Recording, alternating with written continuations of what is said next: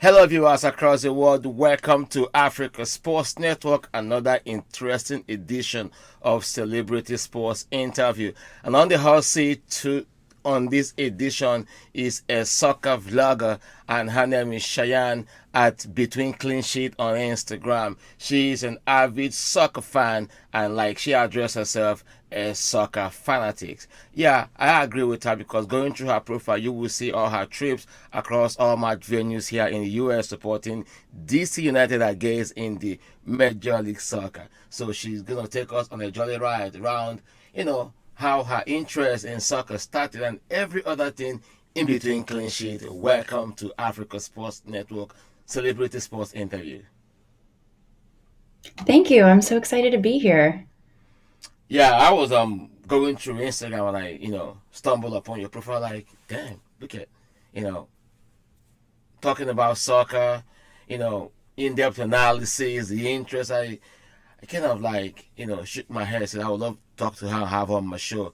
So I'm privileged to have you on the show. So tell us, how come, how did you grow the interest in soccer? Looking at other sports around you, baseball, basketball, football, but you choose soccer, which is struggling against these other major sports in the country. You're absolutely right. I grew up playing soccer and softball, and I ran cross country.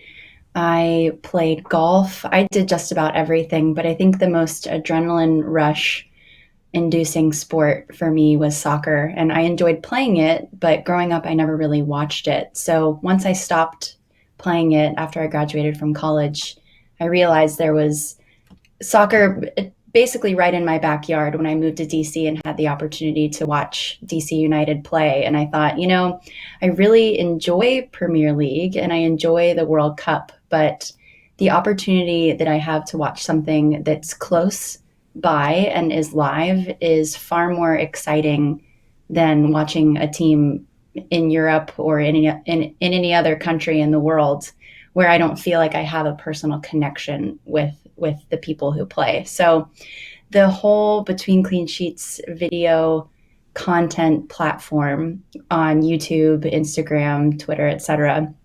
started because I wanted to have a creative outlet to share my growing fandom for Major League Soccer with other people and to tell people who normally watch things like Premier League or La Liga or pay attention to soccer only every 4 years for the World Cup that they could actually watch soccer somewhere close to them.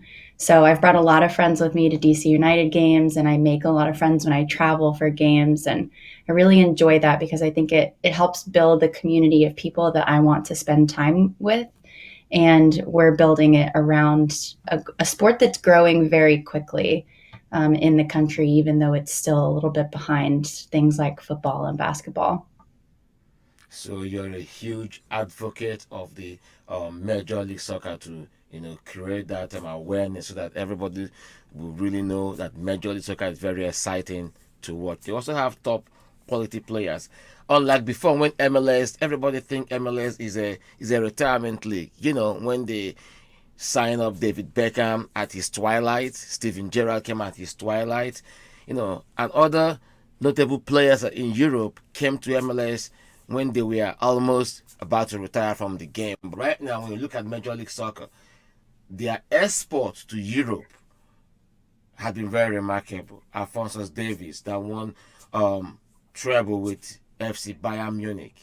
A host of other players that have come through the ranks of MLS based academies and teams have gone to Europe and have a huge exploit.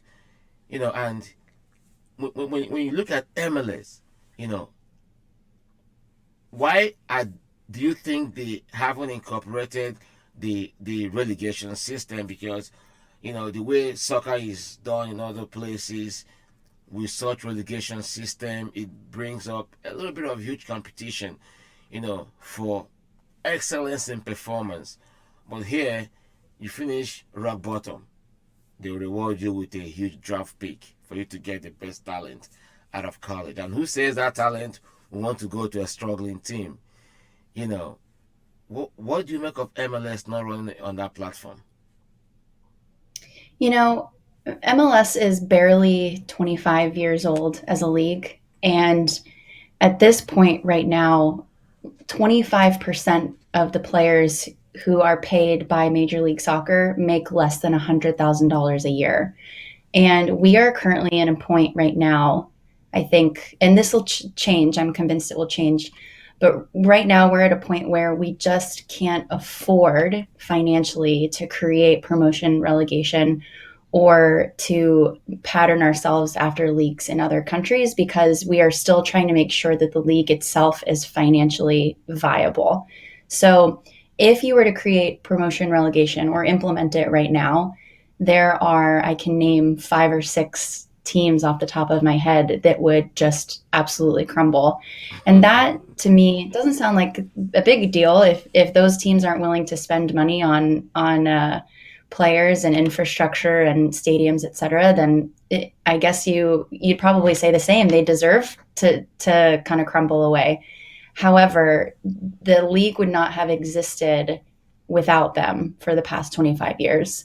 And I think that the league does a good job of creating what they call parity and giving everybody kind of an equal opportunity to play so that the league as a whole can be successful enough so that 10, 20 years down the road, we can start implementing promotion relegation. But especially after COVID, and I think with the way just the economics of the league are in general and how small dollars and just small physically we are still, it just doesn't, it would seem like putting the cart before the horse to create something or implement something as complex as promotion relegation. But I don't think that it's never going to happen. I just think that it can't happen right now and us still be successful. All right, looking at the way they organize it, sometimes I get it. You know, the country is widespread, is very, very huge. And most time, this club, they play each other on a home and away basis. They travel, they play. Then you now split them in conferences. Let's say, yeah, 8 teams qualify from each conference to the postseason. And the team that barely scratch, to make it from the last eight, or that just get crashed into the playoff position, maybe during the playoff, gather momentum and go ahead to win the MLS Cup. I think it's better they do it like a one-team format, round-robin game. The team that get the highest point will go ahead to win the MLS Cup, because making it a playoff pattern kind of give undue advantage when that team that maybe barely make it to the postseason now gathers momentum, maybe due to injuries, ravage their regular season, and now during the postseason, those players were able to recover, and now they hit form, and they go ahead and win the league ahead of the team that won the conference during the regular season. I mean, this is the way soccer is organized here. All right, which game, as a DC United fan, would you say is your most memorable? Like when you go down the memory lane, which game will you say, wow, that was a memorable game for me? My favorite game was actually the first game played in 2018 when Audi Field, our brand new stadium, first opened.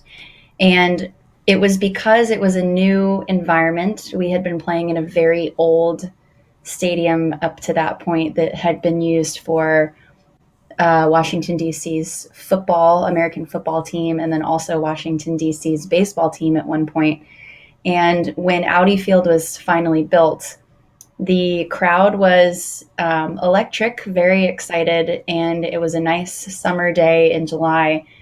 We won 3-1, but I think what I appreciated about it was on top of the atmosphere, on top of the goals, was that I also got to see Alphonso Davies score with Vancouver Whitecaps, and he scored in one of the last few minutes of the game. But it had everything that I wanted. It had my team victorious. It had one of my favorite young players, Alphonso Davies, scoring that goal before he went on to Bayern Munich.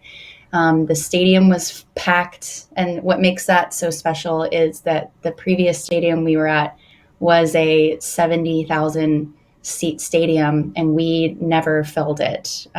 There were maybe 15, 20,000 people tops. So once we found a space that fit for us, it was a lot more enjoyable and the atmosphere felt great. But the game itself was very exciting, and I was just glad that DC finally got a stadium of its own. So that is a memory that I will always hold dear. And I'm very excited to continue going to Audi Field every weekend as a season ticket holder.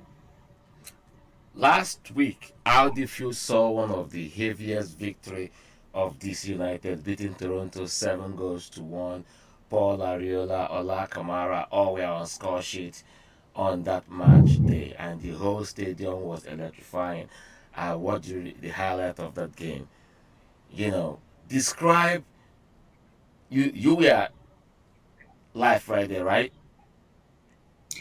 I was in Columbus, Ohio for the opening of the Crew Stadium. So when I Oh, found out that we were winning 7-1, I was so sad that I missed it. so describe the because I know that Columbus Crew played New England Revolution, first MLS game on that venue, and that game ended a 2-2 draw. Describe, the atmosphere at that TQL Stadium in Columbus. So Columbus and DC United both joined the league at the same time, and Columbus actually had the first soccer specific stadium ever created in the country. And it's had some historic games played there. And I'm sure, to give quick context, the threat of Columbus Crew leaving to go to another city in America was kind of a devastating and scary moment for a lot of fans in Ohio. However, when they made it through that bit of drama about 2 years ago, the new ownership that took over promised a new stadium for them. And it's right downtown. It's very easily accessed and is in a really, really awesome spot. But what made it so amazing was everything was completely brand new. Obviously, what they built, the entire kind of complex that they built around it, and like business district and social spaces, when it's finally finished, will be a destination, not just a stadium. But the way that they built the stadium on the inside was they have an entire section of the stadium behind one of the goals specifically dedicated to the supporters. And that happens in a handful of stadiums in MLS, but not in every single stadium, and not at Audi Field, actually. So the game was expected to be a good one. Columbus and the New England Revolution are both two of the top two teams in the league right now. And Columbus went down 2-0 pretty quickly, but they climbed back, and when goals were scored, it was very, very loud. So they have a fantastic atmosphere there, and I think the way that they've taken care of their supporters and made sure that they got what they wanted out of the new stadium made it a lot more enjoyable from that perspective. And I got the opportunity to stand with all of those fans during the game, so I got to see it up close. So I really enjoyed it. I'm glad, and the whole thing included a big march to the stadium. They had a ton of events before and after, and Zach Steffen, the goalkeeper at Manchester City right now, Yeah. who played at Columbus for a couple years before he went to Europe, he was there, which was really exciting. And I think that they did a really, really good job of opening that stadium. So this season, DC, can you hear me? Yeah, I can hear you. Okay. Okay. This season, DC United are ninth in the Eastern Conference, and yes, 16 points this season from 12 games. They are not doing badly, but still outside the postseason threshold, because the Red Bulls are occupying the seventh spot, right there in the playoff position. What do you make of DC United this season? So, for anyone that's unfamiliar with how they're doing right now, this time last year during the MLS is Back tournament that they did in Orlando, we were struggling and we didn't make it past the knockout round. We had a coach that had been with the team for about 7 or 8 years who had previously played for the team. So I think that they gave him a lot more benefit than I think that he deserved. But by the time August rolled around, he was let go. And it was a long time coming. And the coach that we've hired now is incredibly young and values fitness over everything and has really, I think, gotten our team into a much better shape such that they are playing, many of them are playing a full 90 and running, I would argue, far more than I ever saw anyone run last year. And we're fighting for chances and creating chances up until the last minute. So that is a completely new style of play for DC. We have a system of high presses and quick turnaround and quick distribution out of the box. And it's such a quick pace of play that it, like Saturday, creates opportunities for us to capitalize on teams that don't quite have their act together. And I think because the new coach, Hernan Losada, is still getting himself acclimated with the team and with the guys that he has and hasn't had as much of an opportunity to take advantage of transfer windows or off-season trading, I think that he's doing a really, really good job right now. I do think that we could do a little bit more to finish some balls, score some more goals. And there are a couple of games that I can think of off the top of my head where we probably should have won by more or should have won in general. But I think we've got probably 20 more games of the season. We still have quite a ways to go. So there's going to be a lot more going on in DC if I had to guess. And while I don't think that there's going to be another 7-1 win, I hope that we'll see something similar soon. So I'm excited. Right there, she's excited. Still having this social chat with Cheyenne in between clean sheet on Instagram, a soccer vlogger from DC, an avid fan of DC United in the Major League Soccer. We'll take a short break, celebrity sports interview, return after this time out.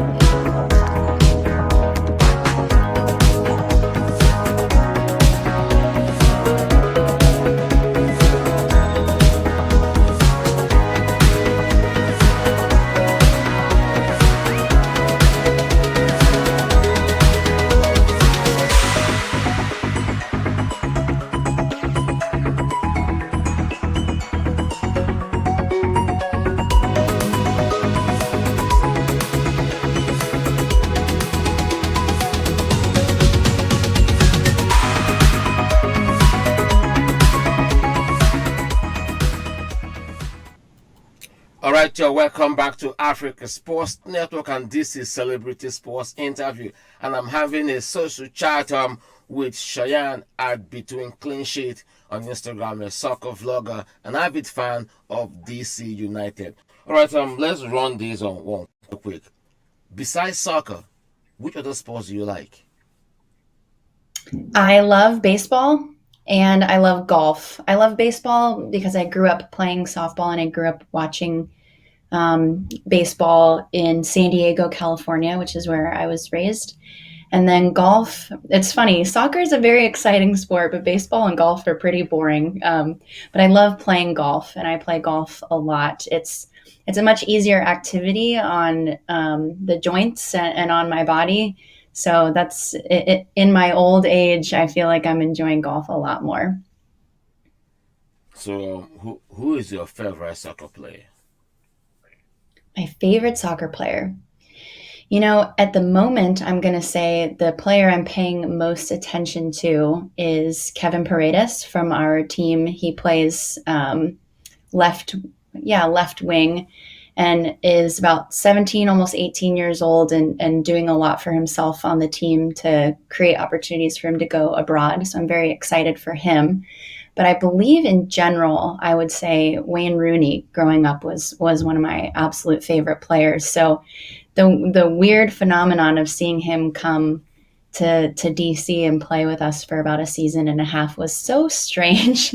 But I was very excited that it happened because then I got to see him live and not just on TV for Manchester United or Everton. So now, him being your soccer play, your favorite soccer player, his experience at DC United, what was it like? How can you describe it? It was, for me, it was strange because I, as someone who pays attention to the league very closely, I really try to reject that idea that we are a retirement league. Even though there's a lot of evidence supporting the fact that it is, but I wanted us as a team to turn things around without having to rely on a celebrity soccer player. So part of me was kind of bummed that we had to resort to that.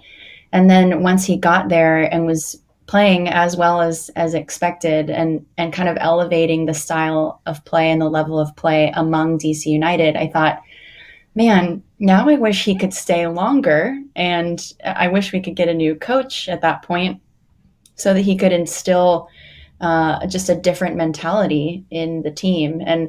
And I really enjoyed kind of the buzz around the city of people coming to see him, but then staying for the experience at Audi Field or getting season tickets because he came and then keeping their season tickets. So I do think that it had a positive effect, but it was really strange seeing him physically here and having such a star play for my little old team. So I really enjoyed it. Yeah, 48 games, 23 goals for DC United. That was quite impressive, you know, in 48 games, and he had 23 goals for Wayne Rooney. All right, before Yeah, I he's let you go, before I let you go, um, where do you take these two? You maybe going to maybe major, MLS broadcasting, because now there's a lot of opportunity, for female broadcasters. I listen to female play-by-play announcers for the NWSL games and sometimes for MLS games. Where do you want to take this passion to?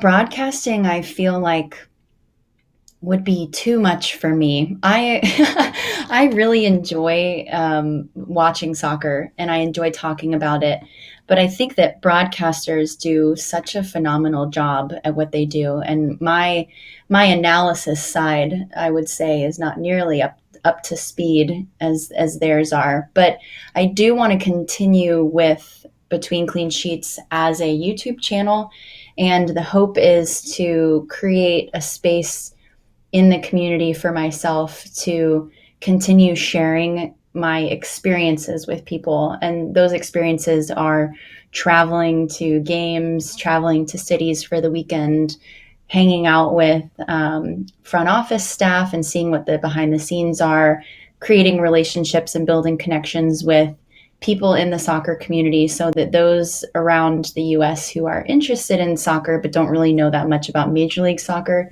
start feeling connected to the team that plays in their city or the team that plays nearby. So I'm hoping at some point that Between Clean Sheets, the YouTube channel, will grow a little bit more the more time that I spend on it. Because what I haven't mentioned here yet is that I have a full time job. So this is strictly a hobby right now and is something that I do on the side and On on the the side. weekends. But if I have the chance, I would love to make this my full time job. So hopefully we'll get there. But I can talk for days and days and days about soccer. I will say that's that's something that I'm very passionate about. So however it is it happens, I will definitely be doing it. All right, Cheyanne, thank you for taking the time to have this chat with us. Check her out at Between Cliche on Instagram, Facebook, and YouTube. She has a lot of content on those platforms. My name is Sam, Africa Sports Network, and this is Celebrity Sports Interview. Thank you, Cheyanne, for talking to us on the program. Of course. Thank you for having me. Bye bye.